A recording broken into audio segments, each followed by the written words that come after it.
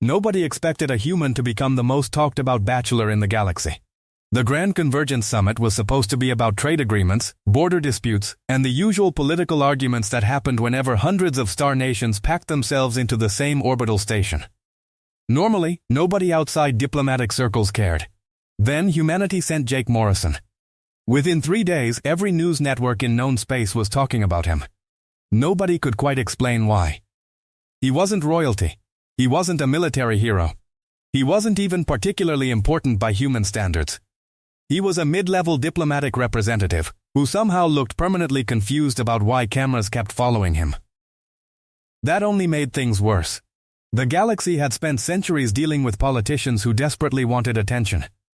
Jake seemed to be the first diplomat in recorded history who actively tried to avoid it. Naturally, that made everyone obsessed with him. What is his strategy? One political analyst asked during a broadcast. He doesn't have one, another analyst replied. Impossible. I'm serious. We interviewed his colleagues. Apparently this is his normal personality. Entire panels spent hours discussing the mystery. Meanwhile, Jake was mostly trying to find decent coffee. Unfortunately for him, his popularity exploded the moment Princess Liriana noticed him. Princess Liriana was widely considered one of the most influential women in the empire. She was intelligent, wealthy, politically connected, and according to half the galaxy, stunningly beautiful. The other half considered her terrifying. Both groups were correct. When cameras first captured her speaking with Jake during a diplomatic banquet, news channels immediately interrupted regular programming. By the next morning, rumors were spreading across thousands of worlds. By lunch, those rumors had become assumptions. By dinner, they had become accepted fact. The princess was interested in the human. Every conversation they had became front-page news. Every photograph became evidence. Every smile became a political event. Jake found the entire situation deeply confusing. You realize she's flirting with you, right? Another diplomat asked. Jake looked up from his coffee. No, the diplomat blinked. She complimented your appearance. People do that. She invited you to a private dinner. That sounds diplomatic. She sent you flowers. Jake paused. Okay, that one was slightly unusual. The diplomat stared at him. How do humans survive as a species? Jake took a sip of coffee, mostly through stubbornness. The diplomat couldn't even argue with that. Unfortunately, Princess Liriana was not known for giving up easily. She found Jake fascinating. Most powerful men became nervous around her. Others became arrogant. Jake became distracted. During one conversation, she spent 5 minutes discussing interstellar economics. Jake spent the same 5 minutes trying to remember where he had left his access card. The contrast was strangely refreshing. The princess began increasing her efforts. Private dinners became regular meetings. Meetings became invitations. Invitations became obvious attempts at courtship. The galaxy watched every second. Commentators analyzed his body language. Experts debated human mating rituals. Several networks hired entire teams dedicated to studying human relationship behavior. The results only created more confusion. One researcher explained that humans frequently insulted people they liked. Another revealed that humans often expressed affection through sarcasm. A third researcher accidentally spent 6 months studying internet memes and retired shortly afterward. The situation reached absurd levels. One headline read, "Human male displays extreme confidence before princess." The evidence? Jake had accidentally fallen asleep during a conference. Another headline claimed, "Princess captivated by human stamina." The article referred to a 12-hour negotiation session. Unfortunately, nobody read beyond the headline. Public imagination did the rest. By the end of the week, betting markets existed in 17 star systems. People were wagering on wedding dates. The size of future royal estates. Potential children. Potential grandchildren. One prediction model estimated a 93% probability of marriage. Jake knew none of this. He was busy arguing with a vending machine. Then came the announcement. The imperial court organized a public gathering attended by diplomats, military leaders, business executives, and billions of viewers across the galaxy. Nobody knew exactly what would happen. Most suspected something important. Nobody expected what came next. Princess Liriana stepped forward before the assembled audience. The hall became silent. She spoke confidently. She praised humanity's achievements. its resilience, its creativity, its ability to thrive under impossible circumstances. Then she turned toward Jake. Every camera immediately focused on him. Jake looked concerned, mostly because he hated being the center of attention. The princess smiled. Jake Morrison. His expression suggested he would rather be somewhere else. I wish to make a formal proposal. The audience collectively lost its mind. Across the galaxy, viewers began screaming. News anchors nearly fell out of their chairs. Several betting markets instantly crashed. The princess continued. I offer my hand in marriage. The room became even louder. I offer my family's influence. More cheering. My personal wealth. Applause erupted. My worlds. Diplomats gasped. My support. The audience was now standing. And my future. The entire galaxy waited. Every camera focused on Jake. Every microphone listened. Millions expected excitement. Millions expected gratitude. Millions expected immediate acceptance. Instead, Jake sighed. The kind of sigh produced by a man realizing his day had become unnecessarily complicated. Then he spoke. That's very kind. The princess smiled. So, Jake rubbed the back of his neck. Sorry, the smile weakened here section 2 as a continuation draft. The silence after Jake's rejection lasted exactly 3 seconds. Then, the galaxy exploded. Not literally. That came later. For now, every news network, political commentator, royal observer, and gossip channel collectively lost control of their nervous systems. The princess had just offered wealth beyond imagination, influence across hundreds of worlds, and a future most people would sacrifice a moon to obtain. And the human had said no. Not because he wanted more. Not because he disliked her. Not because he was playing political games. Simply because he was already dating someone. The concept alone broke several predictive algorithms. One artificial intelligence responsible for monitoring diplomatic trends reportedly shut itself down and requested a software update. Across the empire, analysts scrambled for explanations. Some believed Jake was secretly negotiating for better terms. Others suspected hidden political motives. A few convinced themselves he was attempting some advanced human courtship ritual. Nobody wanted to accept the obvious answer. The human genuinely wasn't interested. Meanwhile, nearly 60,000 light-years away, Sarah Bennett was eating dinner. Her tablet buzzed. Then, buzzed again. Then again. By the 10th notification, she finally looked down. Her eyes narrowed. What now? She opened the first message, then the second. Then the third. A moment later, she nearly choked on her drink. Jake had sent a simple text. Sorry, things got weird. Sarah immediately opened the attached video. She watched the princess's proposal. She watched the crowd react. She watched Jake look like a man who had accidentally wandered into the wrong meeting. Then she laughed so hard she nearly fell out of her chair. A friend sitting across from her raised an eyebrow. What's funny? Sarah handed over the tablet. 2 minutes later, her friend was laughing too. The princess of the empire proposed to your boyfriend? Apparently, and he turned her down? Apparently, and his explanation was that he's already taken? Sarah nodded. Her friend stared at her. You realize most women in the galaxy would be jealous. Sarah shrugged. If a billionaire princess wants to deal with Jake forgetting anniversaries, leaving coffee cups everywhere, and getting distracted by shiny gadgets, she's welcome to try. That's your reaction? Absolutely, her friend shook her head. You are weird. That's why we work. Unfortunately for everyone involved, Imperial Intelligence was having a much less enjoyable evening. The Emperor himself had demanded answers. Who exactly had defeated a royal proposal? What woman could possibly compete with Princess Liriana? The investigation began immediately. Entire departments were assigned to the task. Agents expected shocking discoveries. Perhaps another princess. Perhaps a celebrity. Perhaps a secret ruler of some hidden human kingdom. The possibilities seemed endless. The first report arrived. Name? Sarah Bennett. Occupation, civilian. Residence, Earth. Investigators frowned. That sounded disappointingly normal.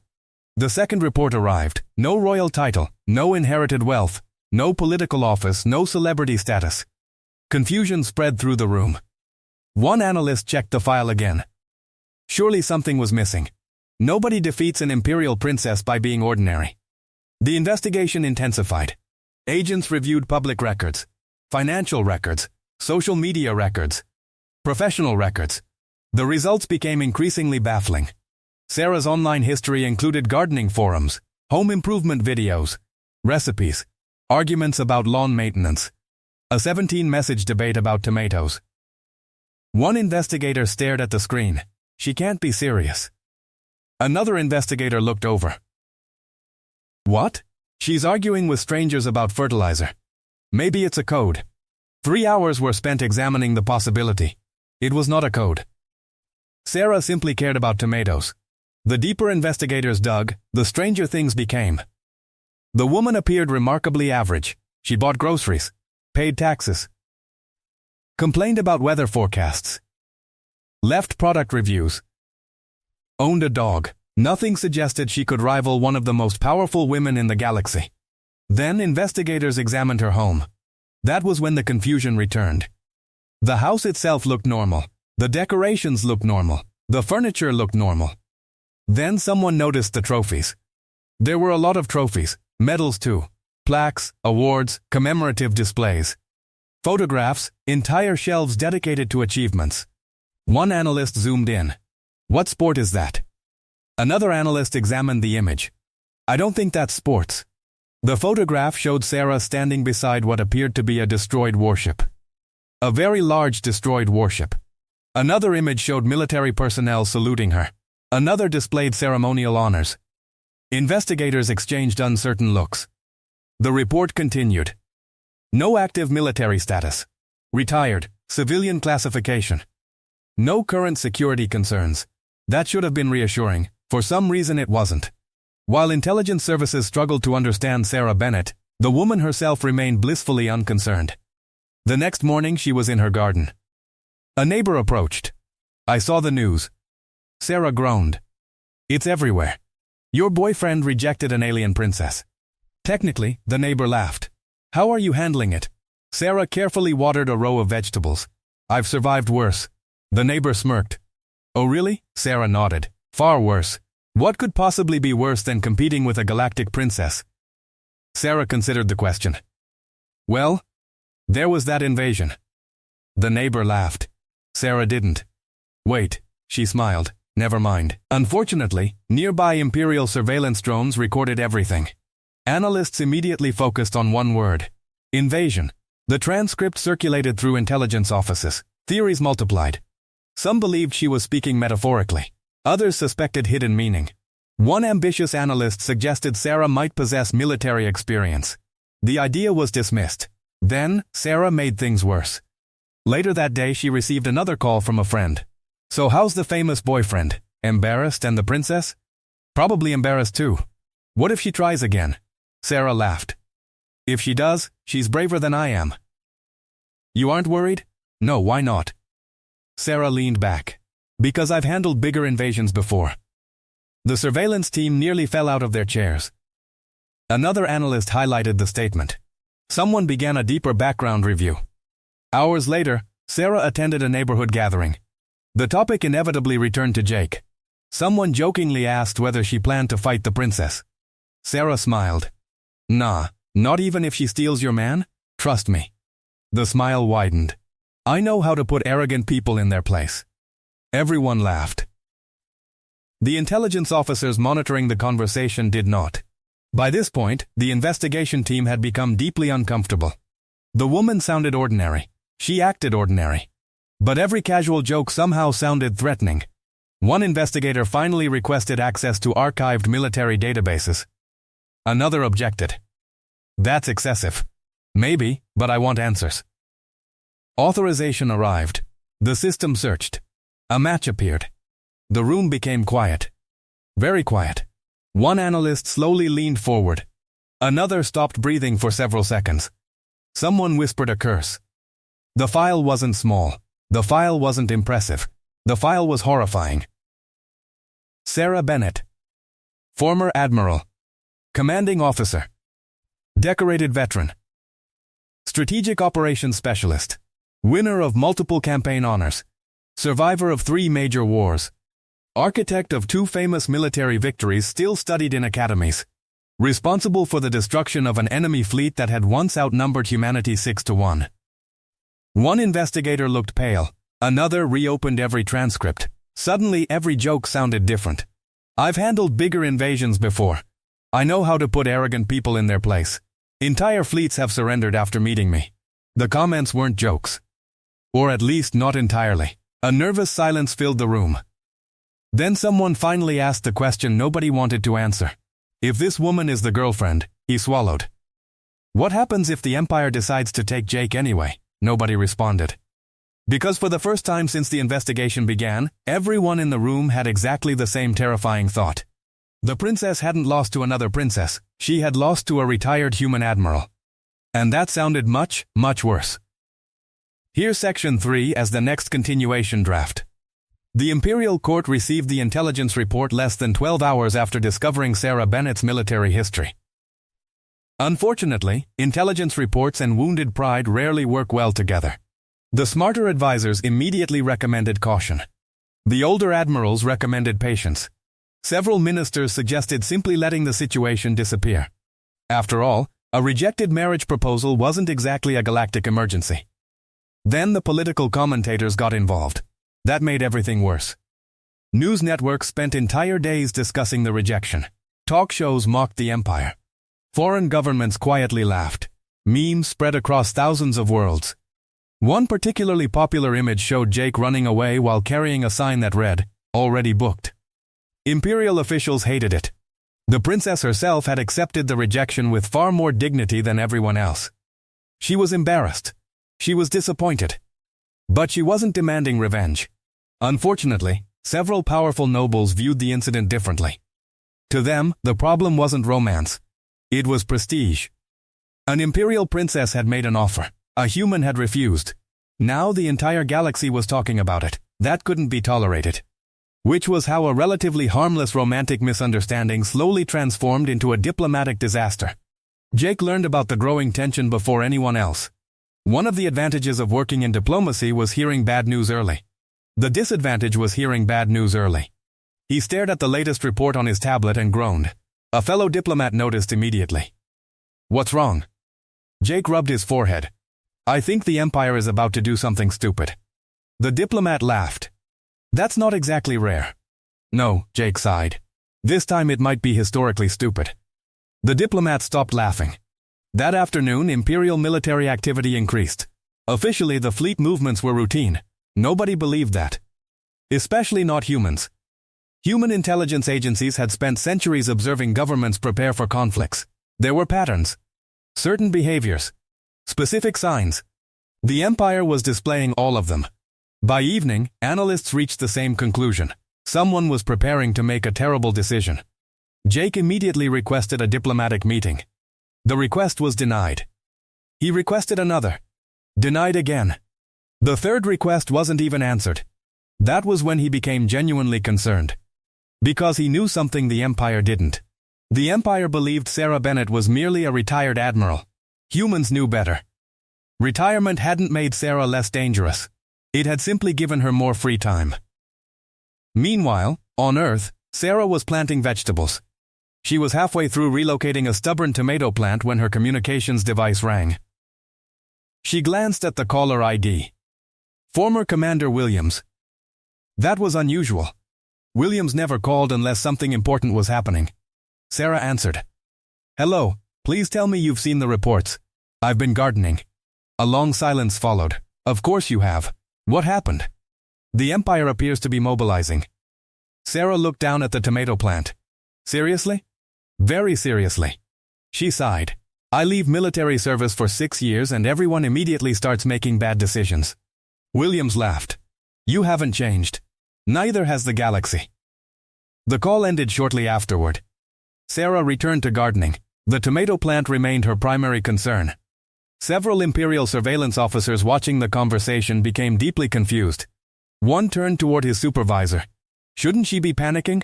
No. Preparing defenses? No. Calling military leaders? No. The supervisor frowned. "That's what's bothering me."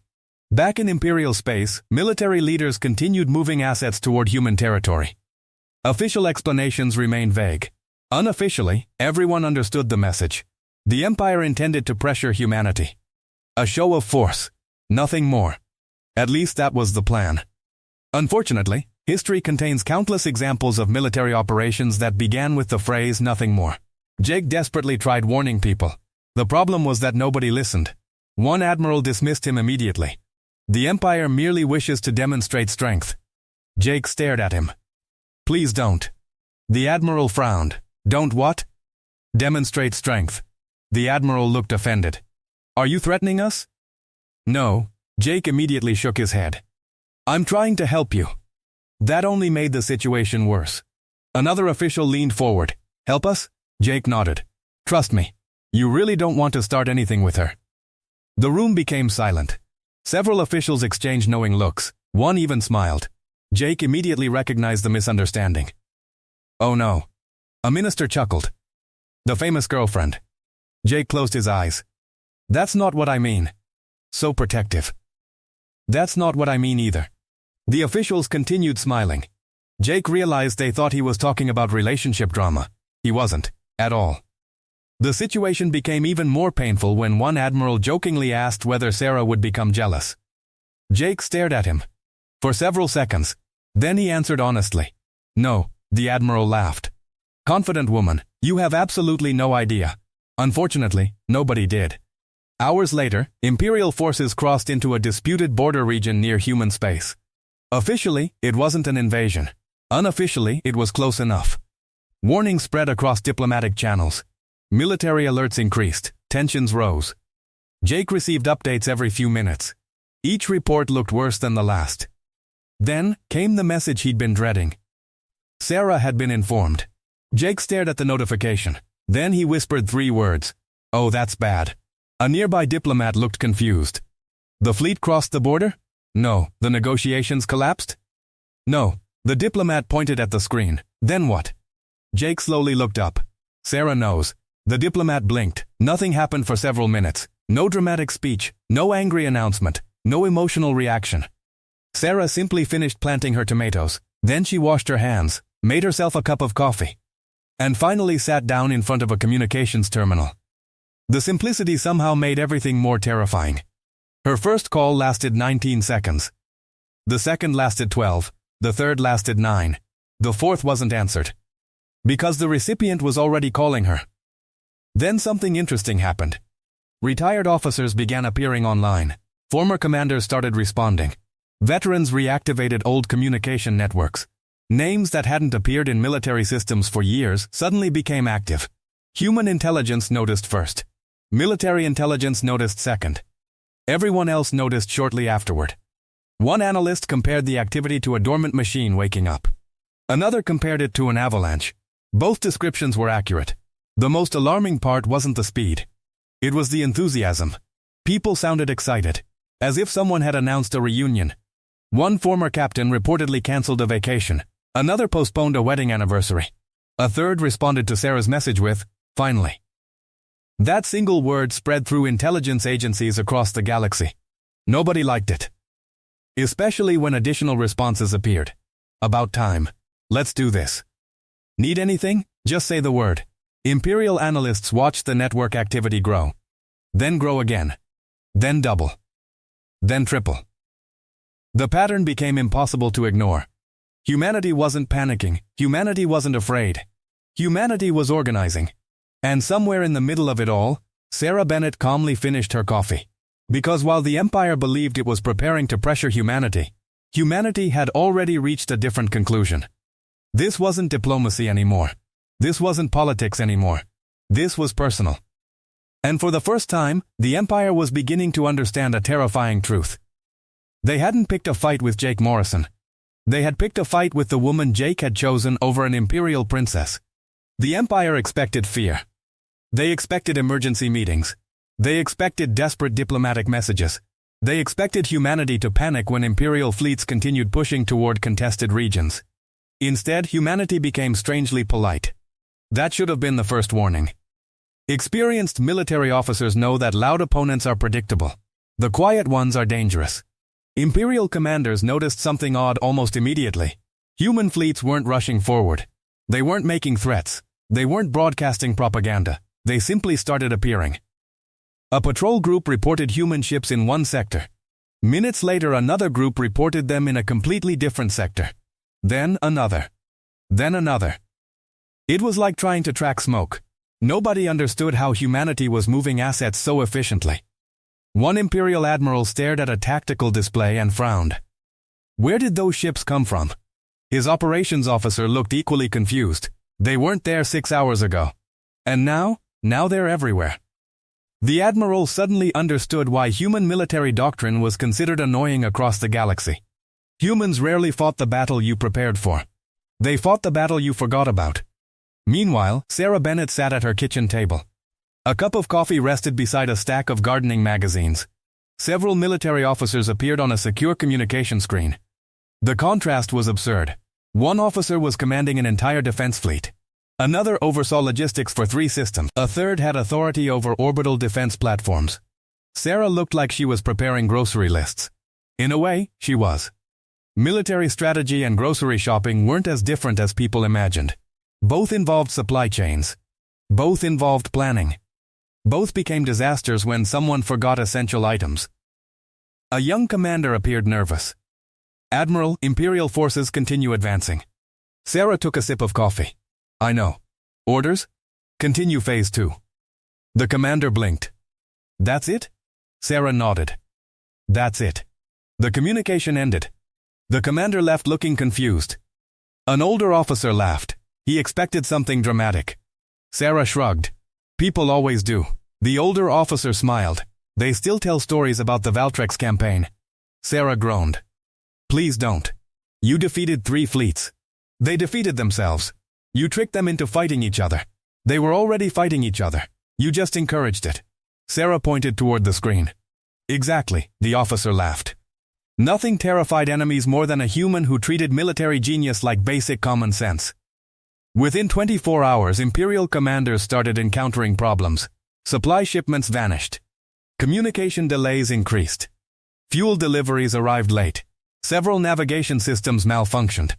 Nothing catastrophic happened. That was the problem. Large disasters were obvious. Small disasters multiplied.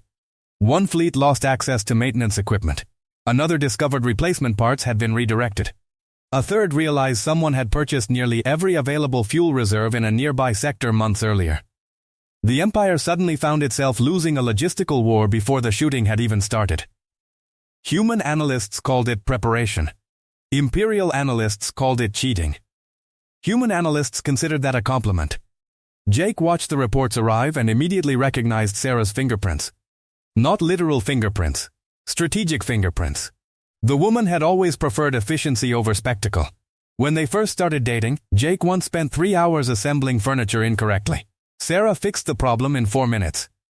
Then she spent 20 minutes explaining why planning mattered. Apparently, she applied the same philosophy to interstellar conflicts. A diplomat approached Jake. You look relieved. Jake laughed. That's because nobody's exploded yet. That's your standard? With Sarah involved? Jake nodded. Absolutely, the diplomat looked horrified.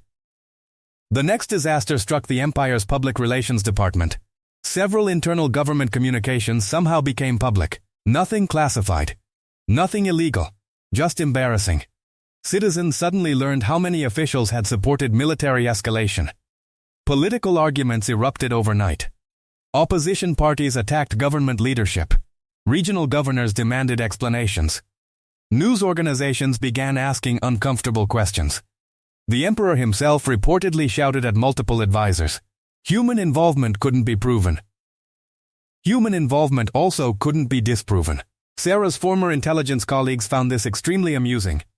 Back on Earth, Sarah continued maintaining her garden. A reporter eventually managed to contact her. Admiral Bennett, do you have a statement regarding current tensions? Sarah considered the question. Yes, the reporter leaned forward eagerly. Boundaries are important. The statement spread across the galaxy within hours. Human citizens laughed. Imperial citizens became confused. Military analysts became nervous. Experienced military analysts became terrified. Because they understood exactly what she meant. An imperial admiral eventually attempted a direct show of force. His fleet entered a strategically important region and demanded concessions. The response arrived from a human commander. The message contained only 7 words. "Are you sure you want this?" The admiral considered it an empty threat. He answered aggressively. 6 hours later, every supply route supporting his operation collapsed simultaneously. Not destroyed. Not attacked. Collapsed, contracts disappeared. Transportation agreements vanished. Private companies withdrew support. Fuel suppliers terminated arrangements. The fleet suddenly found itself stranded by paperwork. The admiral nearly suffered a nervous breakdown. Humans laughed for weeks. One famous military commentator summarized the situation perfectly. Most species fight wars with weapons. Humans fight wars with administration. That quote became legendary. As imperial frustrations grew, internal divisions became impossible to hide. Some leaders demanded escalation. Others demanded negotiation. Several demanded resignations. Arguments spread through the government. Political alliances fractured. Regional authorities started ignoring central commands. The empire wasn't losing a military conflict. The empire was losing control of itself. And then the fires started. Not everywhere. Not literal planetary destruction. Political fires. Economic fires. Institutional fires. The kind that spread through governments when confidence disappears. Protests erupted. Officials blamed one another. Corruption investigations surfaced. Long-buried scandals returned. Entire factions began fighting for influence. Within days, commentators across the galaxy repeated the same phrase. The empire is burning. Ironically, Jake had heard Sarah predict exactly this outcome years earlier. She always claimed arrogant organizations destroyed themselves. All they needed was a small push. Apparently the empire had provided its own push. Sarah simply stepped aside and let gravity do the work. As tensions finally began cooling, Princess Liriana requested a private meeting. Not with politicians. Not with diplomats. With Jake. The request surprised everyone, including Jake. He accepted. The conversation was brief. The princess looked calmer than she had in weeks. The embarrassment had faded. The anger was gone. Only curiosity remained. "I have one question." Jake nodded. "Okay." The princess studied him carefully. Across the galaxy, she was considered intelligent, powerful, and exceptionally perceptive. At that moment, she looked genuinely puzzled. "What does she have that I don't?" Jake immediately understood who she meant.